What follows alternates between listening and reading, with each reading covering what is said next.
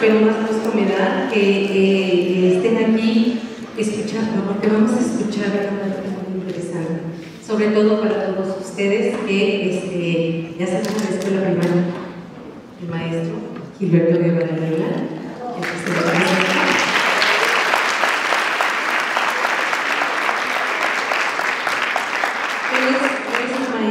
Que está muy comprometido con la educación, pero también nos va a hablar de un tema muy importante, que es la nueva escuela mexicana.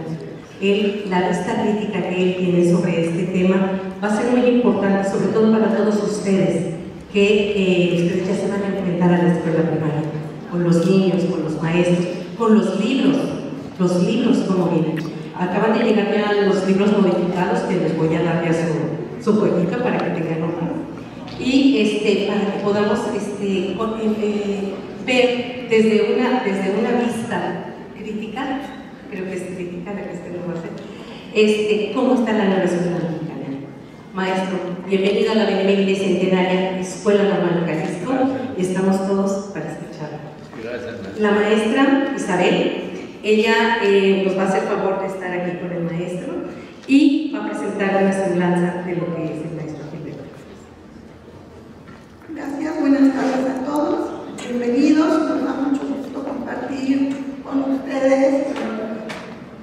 Nosotros somos de la Universidad de Guadalajara, el doctor es el director del Instituto de Investigación Educativa y mucho me honro en colaborar con él. Agradecemos la invitación de la directora, la doctora Verónica, y bueno, pues a todos ustedes, al personal docente y a los estudiantes que nos acompañan aquí. Me voy a permitir hacer una muy breve presentación del doctor Gilberto, un poco para que conozcan la semblanza muy breve de su recorrido, de su trayectoria. Bueno, su formación inicial, él es biólogo, maestro en ciencias por la Universidad Autónoma de México, hizo un doctorado en educación en el Instituto de Educación en la Universidad de Londres, así como algunos estudios en ciencias sociales en la Universidad de París. Participó en el Consejo Nacional de Huelga, el movimiento estudiantil de 1968, fue subsecretario de Educación Básica en la Secretaría de Educación Pública en 2 periodos, miembro de la Junta de Gobierno del Instituto Nacional para la Evaluación de la Educación del periodo de 2013 al 2018, doctor honoris causa por 2 universidades, la Universidad Autónoma de Coahuila y la Universidad Veracruzana. Actualmente, bueno, es, como lo comenté, profesor de la Universidad de Guadalajara y director del Instituto de Investigación Educativa. Bueno, es reconocido por ser escritor y periodista, ha sido colaborador en distintos periódicos, revistas nacionales, entre los cuales se encuentra La Crónica, en la que él participa semanalmente con una columna, el Nacional, La Jornada, 1+1, entre otros. Así como también ha participado en Nexos y en Procesos. Experto en educación, es reconocido justo porque es experto en educación. Su trabajo de investigación y reflexión ha sido siempre sobre los problemas educativos en México. Ha tenido un amplio impacto en la sociedad con sus trabajos, incluso probablemente, si no ustedes, algunos de sus profesores leyeron algunas de sus obras. Y lo que más le apasiona es la educación básica. Él siempre ha estado entusiasmado y es impulsor de investigar la educación básica, aunque él trabaja desde la universidad, pero para él el pilar más importante ha sido obviamente la educación básica. Sus libros más recientes, bueno, aquí tenemos algunos de sus obras, los que prácticamente tienen 3 años, que es el más reciente, Al borde del abismo, la educación en peligro y la regresión educativa. Estos, por ahí al final, para que estén muy atentos, tanto los estudiantes, traemos unos libros para estas preguntas finales que quieran hacer o comentarios. Bueno, haremos entrega de uno de esos ejemplares. Bueno, sin más, les doy el uso de la voz al maestro Gilberto.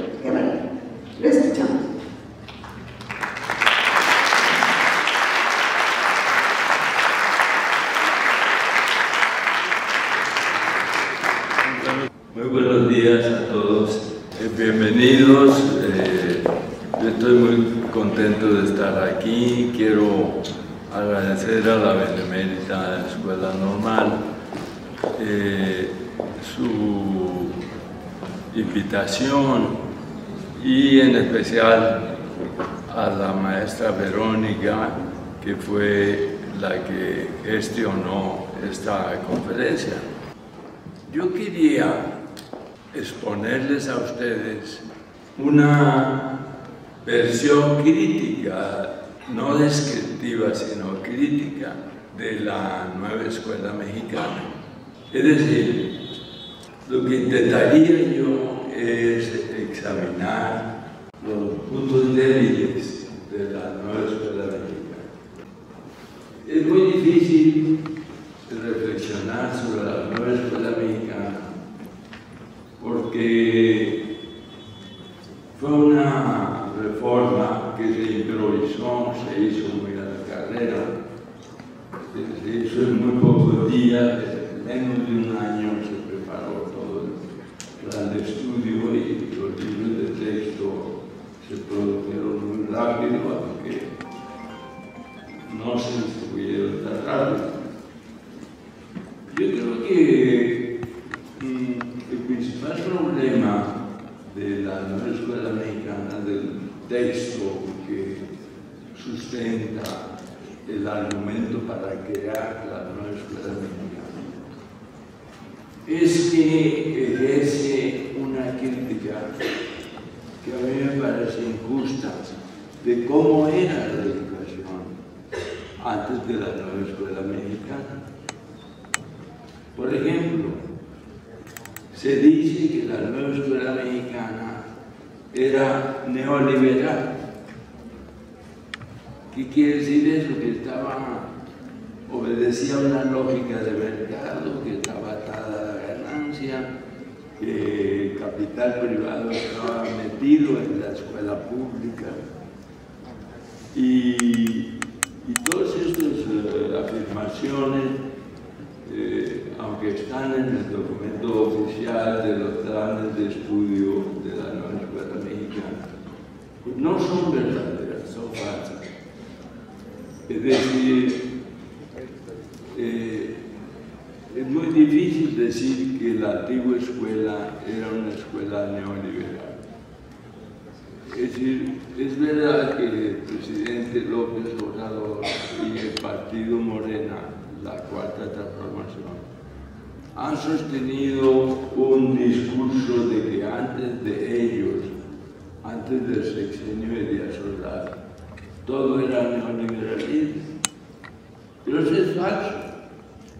Es decir, había una economía neoliberal como la sigue existiendo hasta ahora. Es decir, somos parte del Tratado de Libre Comercio, tenemos libre mercado, intercambiamos la gran mayoría de nuestra producción con el exterior, sobre todo industrial.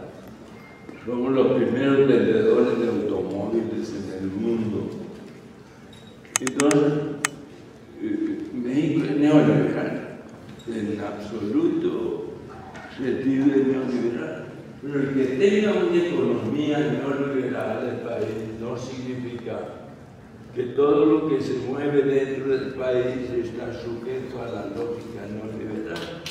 Porque la lógica neoliberal, que es la lógica de Adam Smith y de los fundadores del neoliberalismo, que dicen que el mercado va a regularlo todo. Pues bien, es cierto que el mercado tiene un poder enorme para dirigir y orientar las actividades humanas, pero no todo es neoliberal. Nuestra escuela, aunque había gobernantes neoliberales, la escuela pública siguió siendo pública y no experimentó ningún cambio sustancial, aunque claro, también falsamente se dice que las últimas reformas eran neoliberales, etc. Es falso. Todas las reformas que se hicieron antes de esta reforma de la nueva escuela mexicana fueron reformas que trataban de atacar los grandes problemas de la educación mexicana. Honestamente, no había ningún doble juego en eso. Pero bueno, el hecho es que la escuela mexicana era una escuela que respondía a una filosofía, podemos llamarla liberal social o liberal socialista, porque un gran pensador liberal, Jaime Torres Bodet, pero también tuvimos una época en que la educación fue socialista y lo que tuvimos fue un gran desarrollo del normalismo, por ejemplo, que ha representado siempre el sentido popular de la educación básica, sobre todo, de la educación básica. Es decir, la educación básica es la educación a la que asiste el pueblo, la mayoría del pueblo. La educación superior ya va a una parte más selecta de los alumnos. A lo que voy es a esto.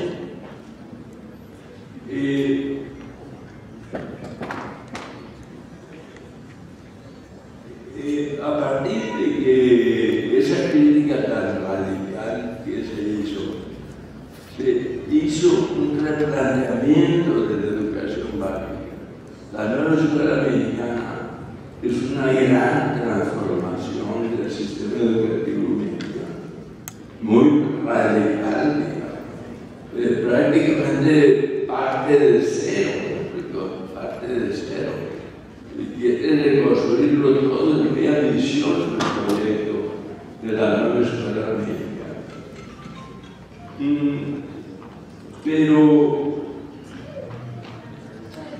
lo real es que la nueva escuela mexicana modificó la manera de enseñar, modificó el concepto de educación, el concepto de escuela, el concepto de maestro, el concepto de alumno, las relaciones de la escuela con la sociedad, de tal manera que lo que tenemos hoy es una nueva educación.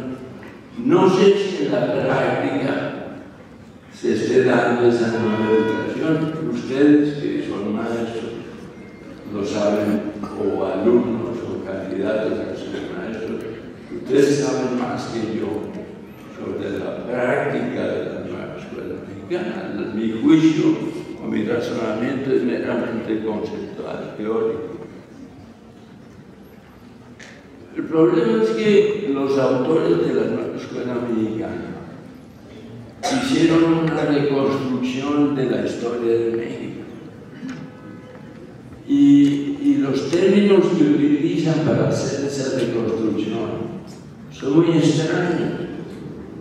Todos sabemos la historia de México, pero pocos habíamos pensado que el Estado mexicano, desde la Revolución Mexicana, se dedicó a promover el mestizaje, y que el mestizaje, o el desarrollo del mestizaje, afectaba los intereses o la presencia de las poblaciones indígenas. Lo que los autores de la nueva escuela mexicana sostienen es que prácticamente hay una pugna entre mestizos e indígenas, lo cual pues es novedosa la idea y tendríamos que buscar fundamentos para eso, porque no existen, ¿no? Nuestra historia de México ha sido reconstruida desde el eje político y no desde el eje racial, étnico. Por lo tanto,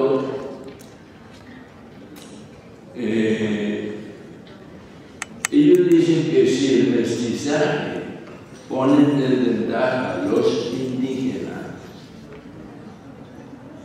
el promover la unidad nacional es algo conservador, porque la unidad nacional es como una envoltura que oculta las diferencias étnicas.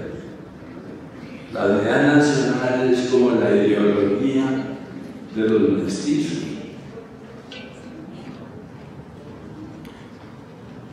Si ustedes lo piensan un poco, pues también esta es una tesis muy difícil de sostener. Es decir, la unidad nacional, resulta que la decisión que toman los autores de los libros de la nueva escuela mexicana es que deciden eliminar la unidad nacional de los planes de estudio y eliminar además todas las instituciones del Estado nacional.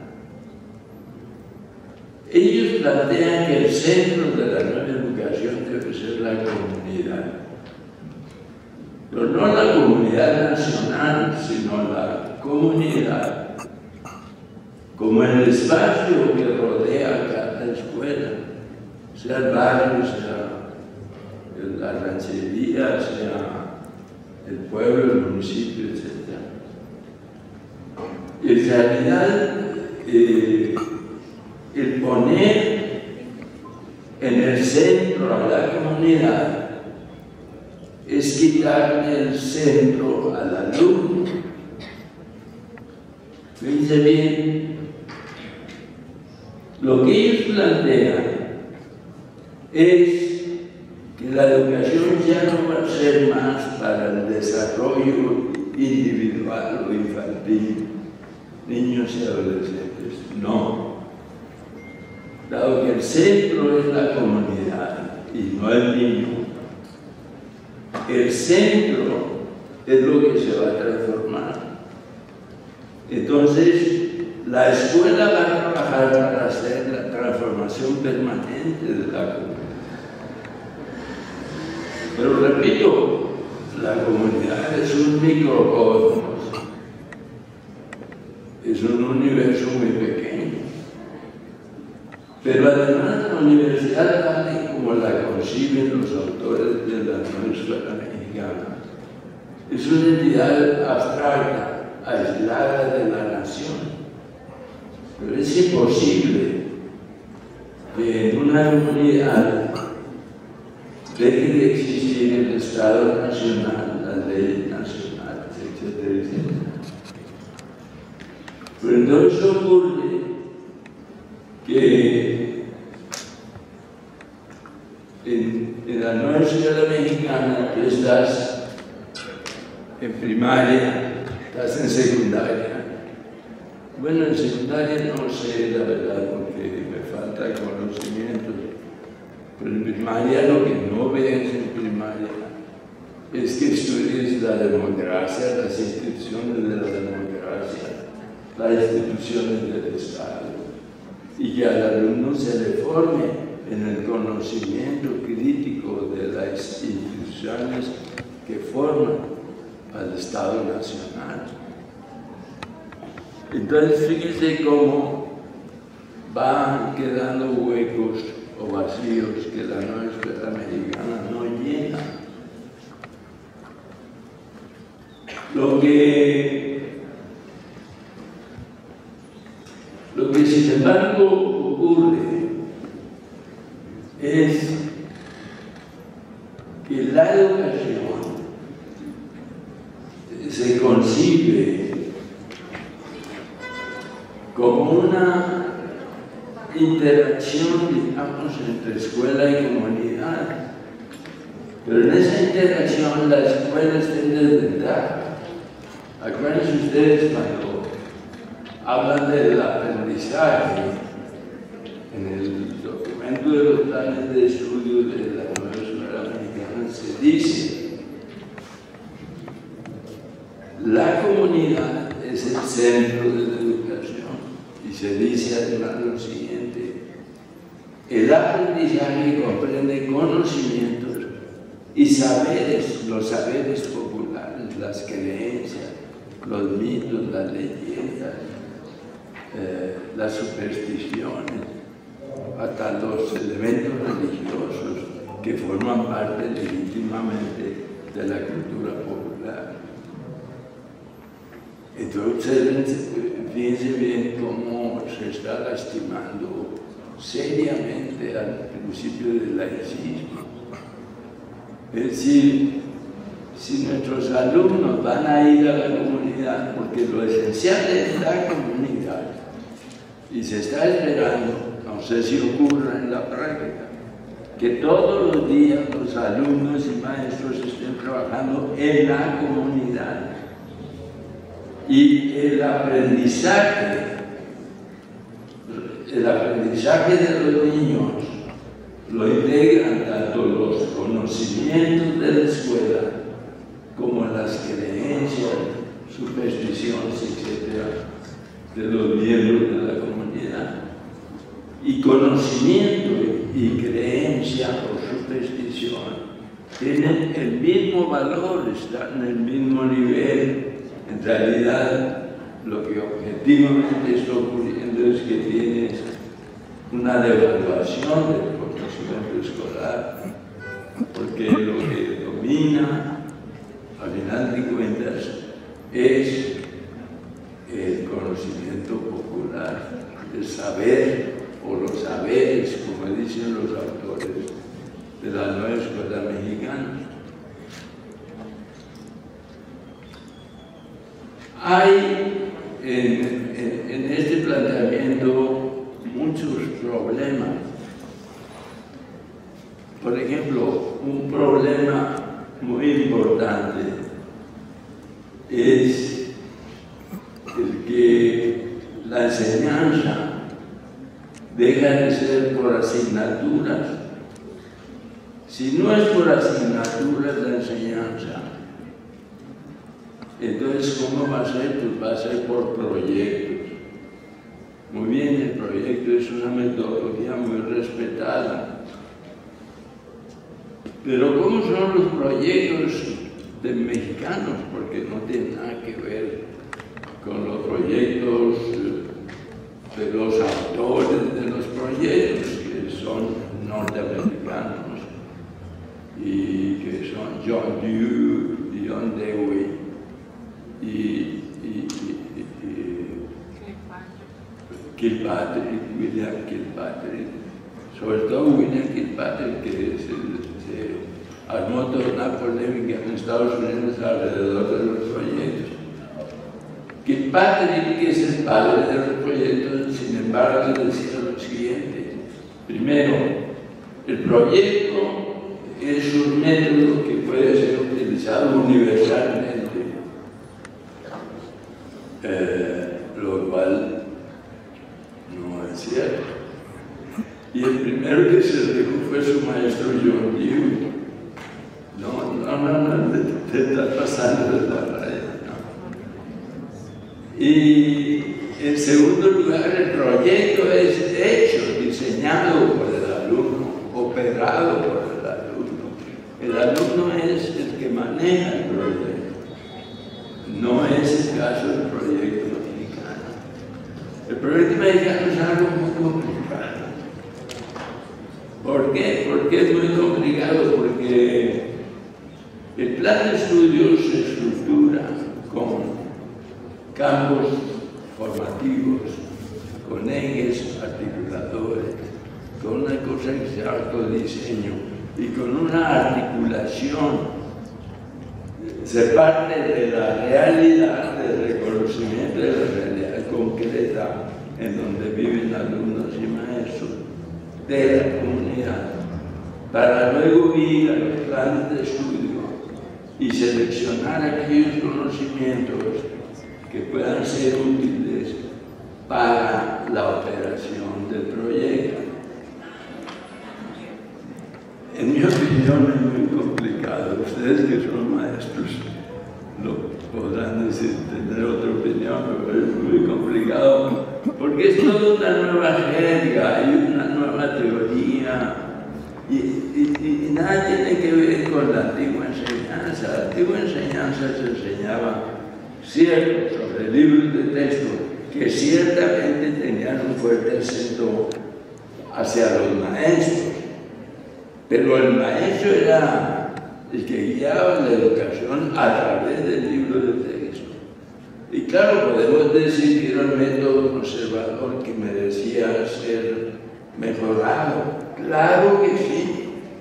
Sobre todo, utilizar los medios de enseñanza a distancia, desde el celular, con su WhatsApp, hasta Zoom, hasta todos los instrumentos que brinda la tecnología.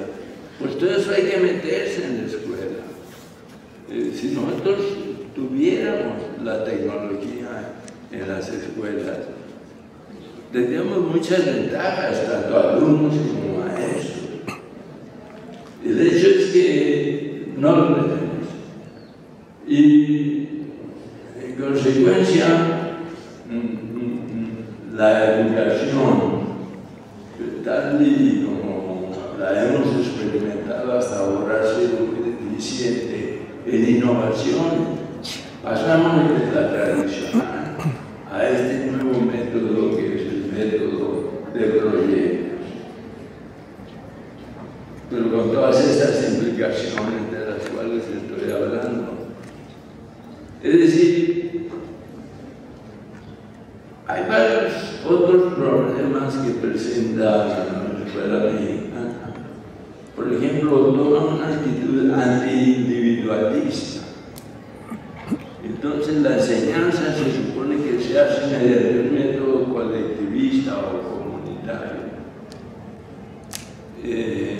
Tomado, según esto, de Lev-Vygotsky, yo creo que está mal tomado.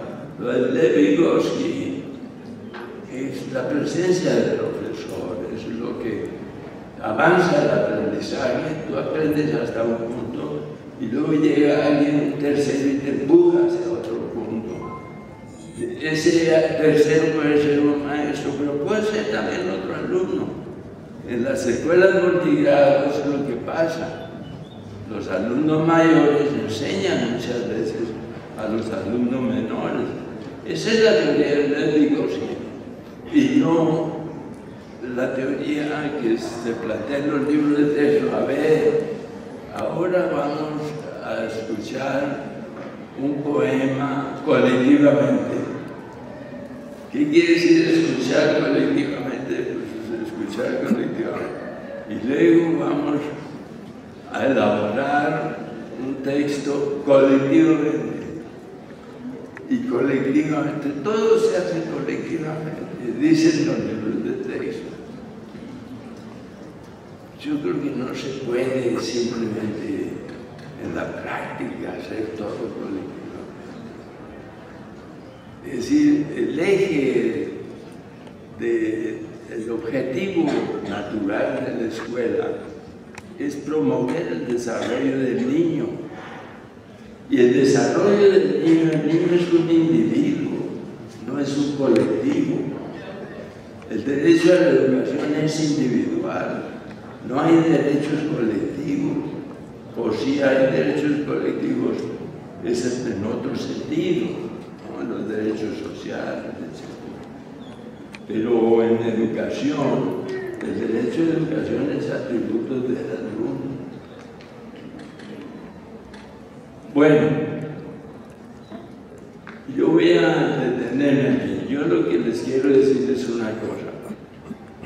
Cuando se estableció esta nueva metodología, este nuevo sistema de enseñanza, la educación estaba muy mal. La educación primaria, la secundaria, preescolar, la educación inicial, pues lamentablemente siempre ha estado muy abandonada.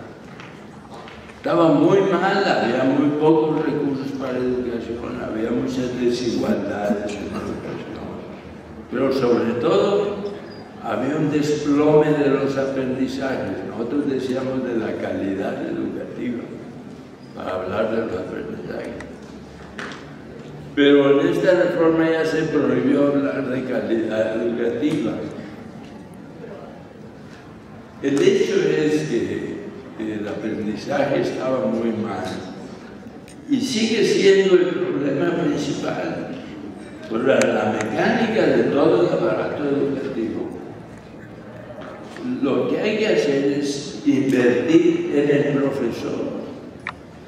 Lo que mejora la educación es la inversión en el profesor, mejores salarios, mejores normales, mejores sistemas de educación permanente, capacitación, etcétera, etcétera. Yo creo que eso es lo que tendríamos que hacer todavía. Y, por ejemplo, esta reforma ha tenido ese defecto. Nunca ha habido un sistema universal de capacitación o de preparación de los maestros para poner en práctica la ley. ¿Les parece que ustedes me hacen preguntas ahora a mí? Y yo contesto, trato de contestar. Gracias.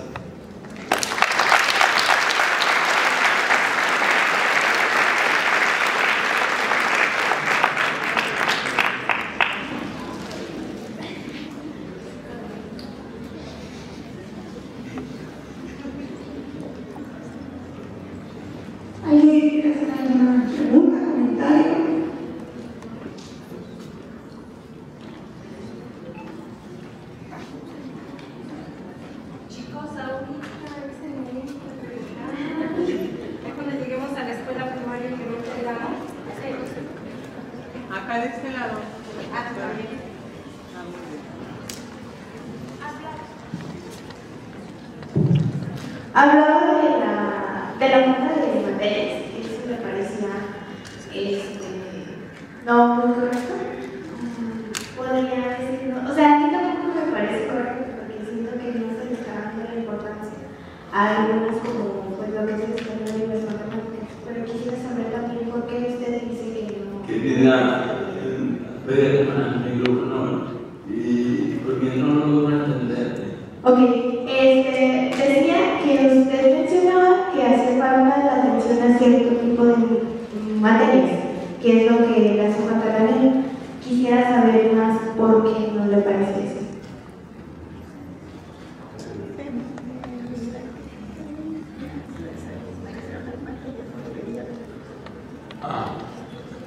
Sí, las asignaturas, según dicen los autores de la NEM, la nueva mexicana, las asignaturas ofrecen, dicen ellos, un panorama fragmentario, incompleto y estereotipado del conocimiento. Pero la verdad es que las asignaturas son cuerpos de conocimiento, pero no cualquier conocimiento, de conocimiento conceptual, concepto. El concepto es distinto de la definición. Construimos un concepto cuando revisamos a todos los patos del mundo y decimos que tienen patas planas, parníferos, que tienen pico y pluma, etc. Y hacen cuac. Bueno, ya que revisamos a muchos patos, entonces decimos existe la especie pato, el concepto pato. El concepto pato no existiría de no haber un proceso de inducción para generar este concepto. Y entonces las materias están formadas de conceptos, no están formadas de ideas concretas, no están formadas de pensamiento concreto, están formadas de pensamiento abstracto. Cuando nosotros decimos no vamos a enseñar por materia, nos estamos diciendo no vamos a enseñar con pensamiento abstracto, aunque se cubra de argumentos por aquí y por allá.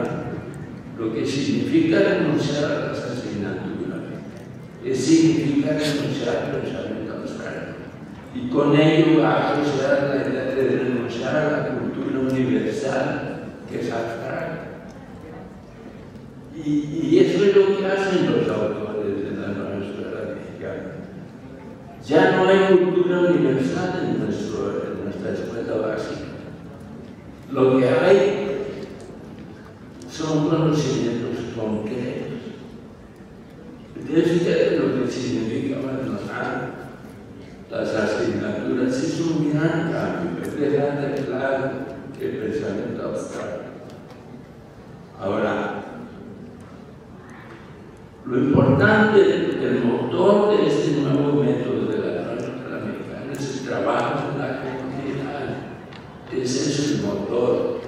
Teóricamente, no sé si en la práctica esté sucediendo, pero teóricamente es el trabajo de los maestros y alumnos en la comunidad.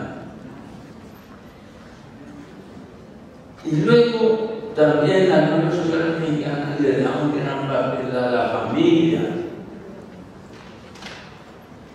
Y entonces lo convierte a la familia en una agencia educadora también.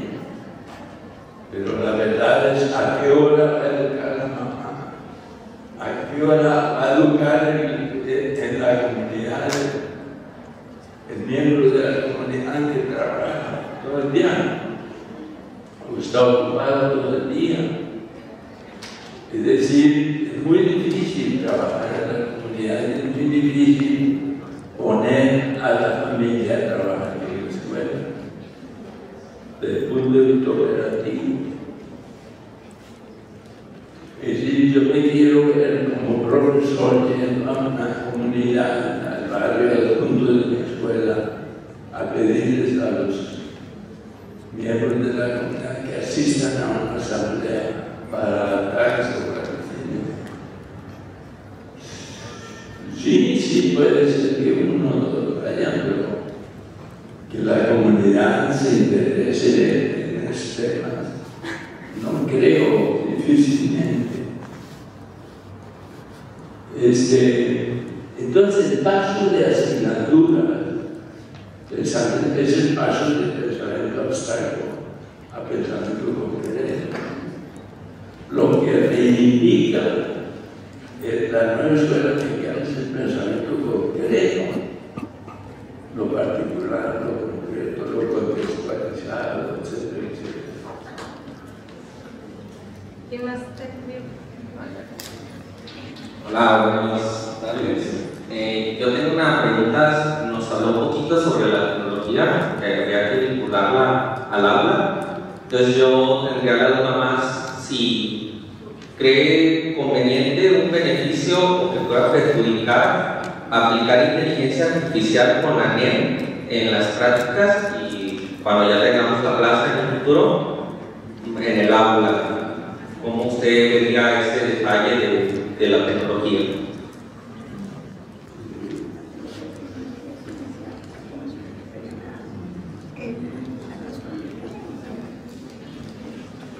Sí, es decir, es la experiencia que tuvimos con la pandemia, con el encerramiento que tuvimos, ¿no? Muchos maestros tuvieron que usar la tecnología, o muchos papás se comunicaron con los maestros con la tecnología, porque no podían estar presencialmente en el aula, porque la escuela estaba cerrada.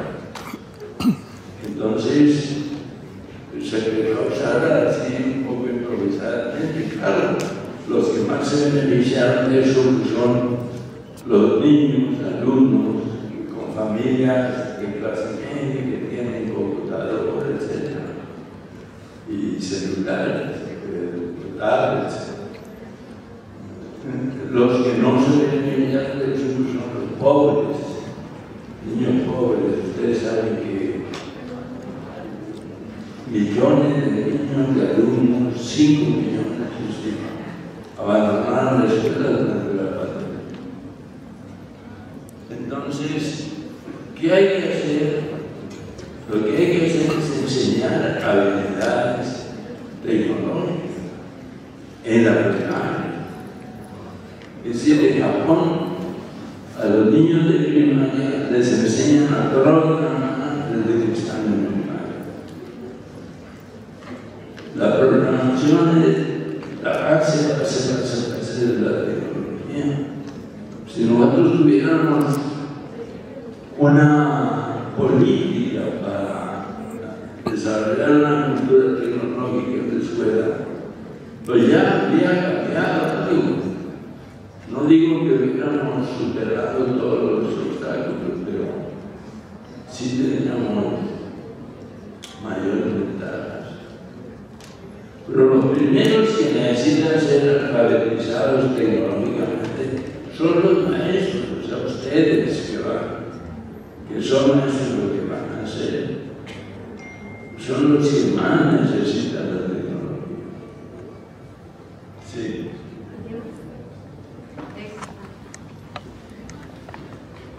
Buenos días. Pues comentaba usted que al poner el centro de la educación en la comunidad se le quita el centro a los alumnos. Entonces me gustaría comentar, sí, más bien preguntar, si ha habido algún modelo educativo aplicado aquí en México que se haya puesto como centro o como principalmente el desarrollo del alumno, porque en la práctica sí se había basado en la memorización de contenidos y aprendizajes específicos.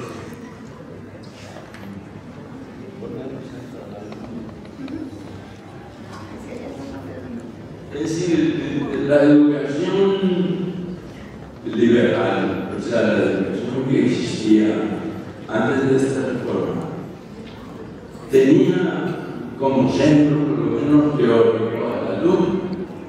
Ahora, no quiere decir esto que tuviéramos una educación activa o que tuviéramos mucha atención en el niño, porque los problemas de los niños se hubieran solucionado, ¿no?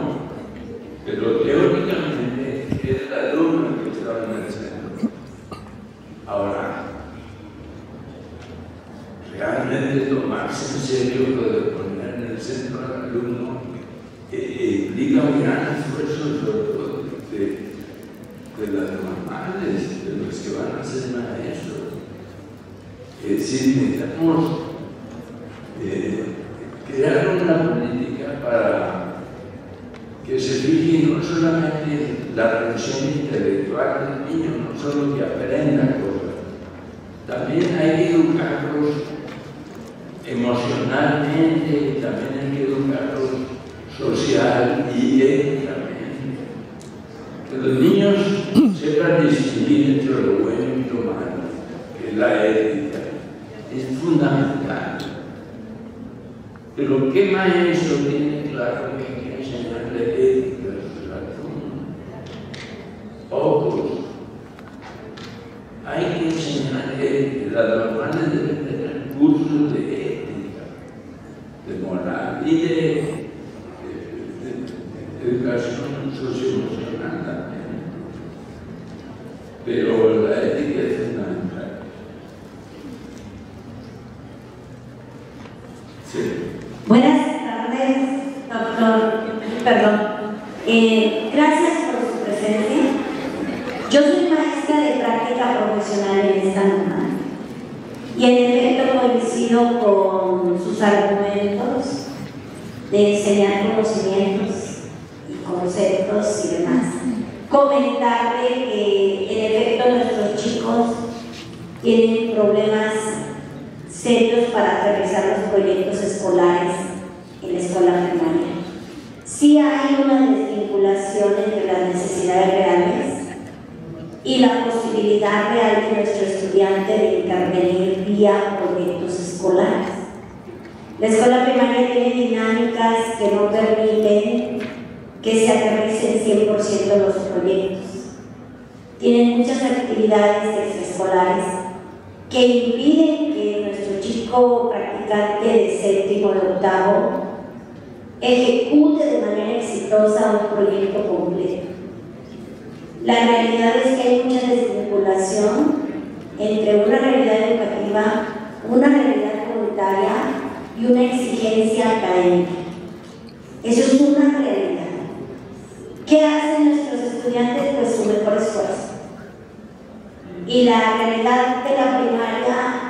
es que nos los dejan solos a nuestros practicantes.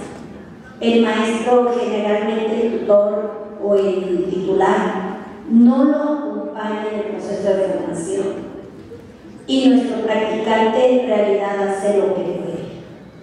La NEM nos está poniendo unos desafíos tremendos, tanto conceptuales, metodológicos, y la realidad de la primaria pues es muy diferente a lo que la NEM pretende en grandes rasgos.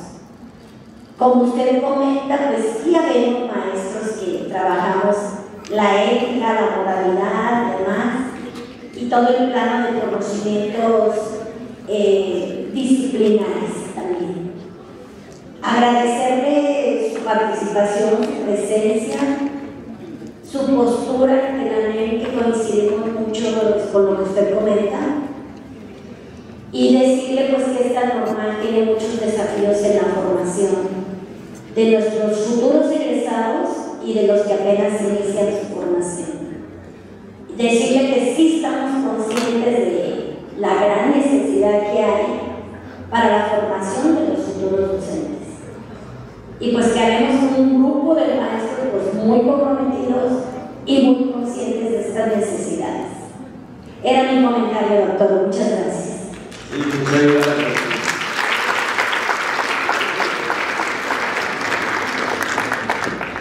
Muchas gracias. Nada más un comentario muy breve. El hecho es que ya tenemos aquí a la nueva escuela médica y hay que esforzarnos por sacar el mejor beneficio de lo que se nos ofrece, ¿no? Por ejemplo, cruzar los proyectos cada vez más con contenidos disciplinarios es muy útil, lo más frecuentemente que se pueda, para que los contenidos disciplinarios es muy difícil si tú no das clases de matemáticas, si tú no das esas clases de matemáticas, es muy difícil aprender matemáticas en pedacitos. Los autores de la nueva escuela mexicana dicen que las matemáticas, pocas cosas de las matemáticas son útiles. Por ejemplo, ¿por qué aprendemos la fórmula de hipotenusa o los números primos o el álgebra? ¿Para qué aprendemos álgebra si no la vamos a utilizar? Con ese criterio, pues no aprenderíamos prácticamente nada, o más bien muy poco. Solo lo que vamos a utilizar diariamente. Pero pues es un criterio utilitarista que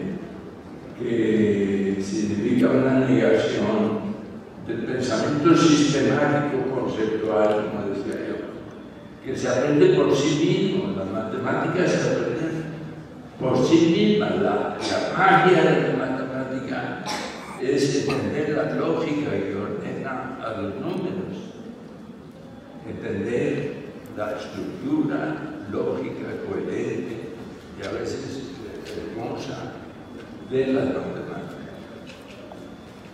¿Alguien más?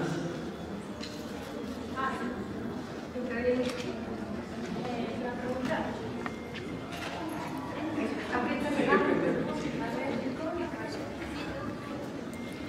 ¿Cómo cree que puede implementar la tecnología y la innovación en escuelas rurales o marginadas?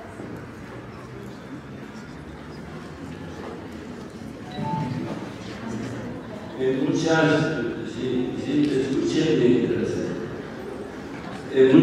escuelas rurales no hay ni siquiera señal de internet. Tampoco hay máquinas, computadoras o equipo. Entonces es muy difícil.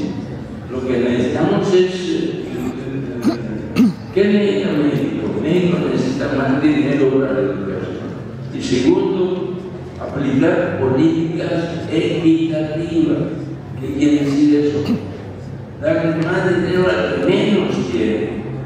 Entonces hay que apoyar a las escuelas indígenas, a las comunidades, a las escuelas multigrado, etcétera, etcétera. Antes que a las que están en mejor condición. O sea, si tenemos para gastar 50 pesos, son 50 pesos, hay que enviarlos a los más pobres. Y eso es lo que no hemos hecho. Ni siquiera, con todo el respeto, pero el gobierno de López Obrador, pues no sé si con todo el respeto, el gobierno de López Obrador, nosotros esperábamos que con su política a favor de los pobres beneficiaría a los indígenas, a las escuelas rurales pobres, etc. Y no sucedió así. Durante todo el sexenio, las escuelas indígenas el financiamiento federal fueron las que más se castigaron. Es increíble porque gasta mucho dinero, dando dinero a las masas, al pueblo, pero no para la educación. Con criterios equitativos. Bueno, si no hay más preguntas, pues. Una más. A ver, una más. ¿Sí se escucha? Usted comentaba acerca de los planes que tienen y nosotros después de clase, nuestros maestros están intentando enseñar punto por punto las exigencias que vienen de la ley. Y una de estas es la inteligencia socioemocional. Y yo considero que estos tienen pros y contras, ya que, ¿cómo decirlo? Es enseñarle al niño, pero tampoco podemos decirle como que está mal en ciertos puntos. Esto cómo puede afectar entre la justicia y la equidad dentro del aula, porque también otro punto que se toma mucho es la interculturalidad, y incluso hoy vemos el tema en el que se toca de las faltas ortográficas, que por ejemplo si el niño trae un iPad, nosotros no le podemos decir directamente que está mal escrito o que es una expresión no válida o correcta, debido a que pues, es la expresión que se lleva dentro de su comunidad y dentro de su contexto. Nosotros, ¿cómo podemos implementarle al niño que si bien esto es algo que está dentro de su comunidad, no es del todo correcto sin afectar y sin violentar su identidad como niño dentro de esa comunidad?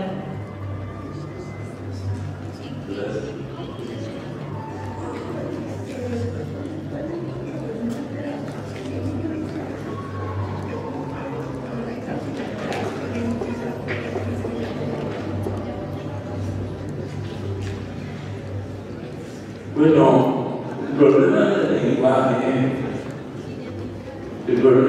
lenguaje, de la enseñanza del lenguaje,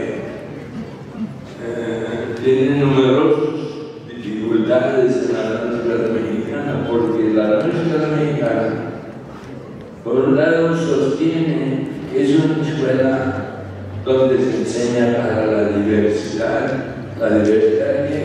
étnica y lingüística. Entonces la promesa de la escuela mexicana es que va a enseñarnos todas las lenguas indígenas, no 2, 3, sino todas las lenguas indígenas. Yo sé que es absurdo ese planteamiento, pero eso se dice literalmente en los planes de estudio de la nueva escuela mexicana. Es decir, esa escuela para la diversidad cultural desecha la lengua nacional, que es el español, la lengua castellana. Pero entonces, toda la preocupación antes había escuela por enseñar que haya, no se utilice en la escuela, o que cualquier otro vicio del lenguaje no se repita, pues se ha diluido mucho, porque el español ya no es lengua nacional, en la escuela no lo es. Este es otro cambio muy importante. Ahora la identidad del niño, la identidad del niño no se altera. La identidad no es una cosa, en primer lugar, única. Uno tiene una, dos o tres identidades. No es única la identidad. Entonces no es porque tú seas indígena náhuatl, no te voy a enseñar español. Es una cosa absurda. Tienes que enseñarle las dos lenguas, el náhuatl y el español. El náhuatl como lengua madre, el español como segunda lengua. Pues ese es el proyecto más ambicioso que debemos tener. Bien, pues doctor, muchísimas gracias por estar aquí con nosotros. Y gracias a todos por su presencia.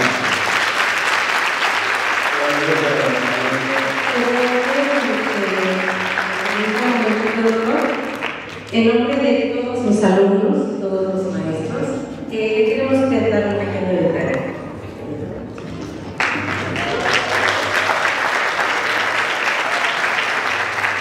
Es un reconocimiento que la letra dice: la Benemérita y Centenaria Escuela Normal de Jalisco otorga la presente constancia al doctor Gilberto Guevara Niebla por dictar la conferencia La NEM, una lectura crítica, impartida en el marco del 132 aniversario de esta Casa de Estudios, Guadalajara, Jalisco, 31 de octubre de 2004.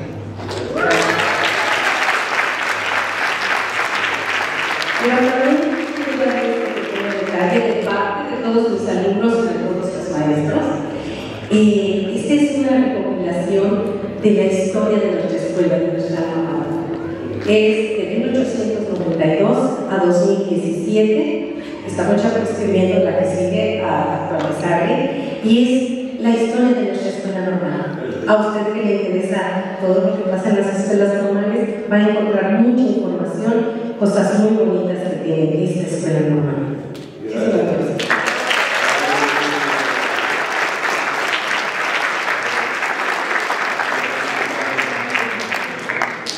Chicos, muchísimas gracias. Creo que hay allá abajo fiesta, ¿verdad? Pues no, gracias.